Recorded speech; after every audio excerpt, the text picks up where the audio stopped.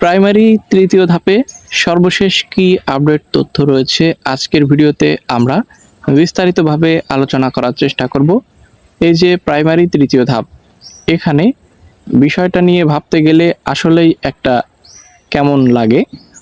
এখানে প্রথমত রেজাল্ট দেওয়ার যে প্রক্রিয়াটি ছিল সেটিও কিন্তু আন্দোলন করার পরিপ্রেক্ষিতে রেজাল্টটি প্রকাশ করা হয়, যেখানে ৬,৫৩১ জন প্রার্থী উত্তীর্ণ হয়।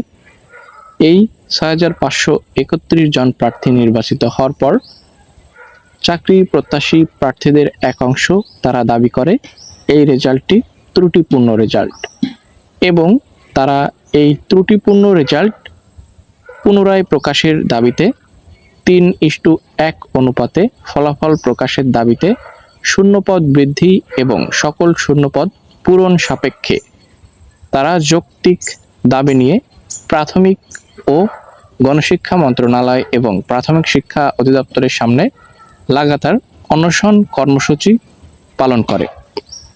বেশ কিছুদিন ধরেই তারা লাগাতার অনশন কর্মসূচি পালন করে, দিন এবং রাতেও সেখানে তারা অবস্থান কর্মসূচি পালন করে।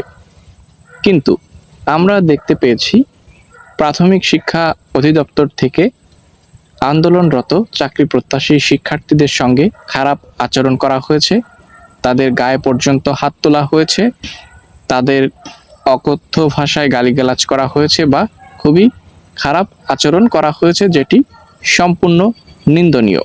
কেউ কিন্তু আশা করেনি অধিদপ্তর থেকে এরকম কিছু পাবে তারা।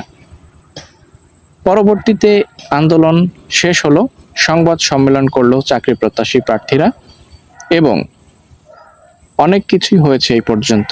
কিন্তু কি লাভ হয়েছে? এ বিষয়ে কি কোনো আপডেট এসেছে প্রাথমিক শিক্ষা অধিদপ্তর থেকে? কোনো কিছুই আসেনি। এবং এখানে হাইকোর্ট একটি স্থগিত আদেশ দিয়েছে কাদের জন্য? যেটি ৬,৫৩১ জন যারা নির্বাচিত হয়েছে, যাদের নিয়োগপত্র দেওয়ার কথা ছিল, এই নিয়োগের বিরুদ্ধে হাইকোর্ট একটি স্থগিত আদেশ দিয়েছে আগামী ৬ মাসের জন্য। এবং এখানে প্রাথমিক ও গণশিক্ষা মন্ত্রণালয় উপদেষ্টা ডক্টর বিধান রঞ্জন রায় পোদ্দার তিনি গণমাধ্যমকে জানিয়েছেন যে হাইকোর্ট এই যে রায়টি দিয়েছে স্থগিত আদেশ, এর বিরুদ্ধে তারা আপিল করবে। ঠিক আছে, সর্বশেষ কিন্তু এইটুকুই হয়ে রয়েছে।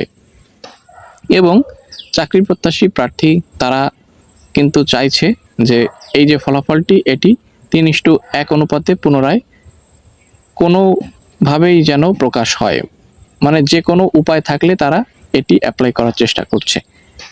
তো আমরা রয়েছি একটি ফেসবুক গ্রুপে, যেখানে চাকরি প্রত্যাশী প্রার্থী তারা প্রতিনিয়ত তাদের মনের কথা, মনের অভিব্যক্তি প্রকাশ করছে। ঠিক আছে, তো আমরা একটু আপনাদেরকে বিস্তারিত দেখানোর চেষ্টা করব যে এই যে তৃতীয় ধাপ, আসলে এর অবসানটা কোথায়। ঠিক আছে, এর অবসান খুঁজে পাওয়া বড়ই মুশকিল। এখানে বিভিন্ন ব্যক্তি তাদের মতামত প্রকাশ করছে, যেমন এখানে এক ভাই লিখেছে, প্রাথমিকের তৃতীয় ধাপ নিয়ে সুপ্রিম কোর্টে স্থগিত আদেশ নিয়ে আজ কি হয়েছে তিনি জানতে চেয়েছেন।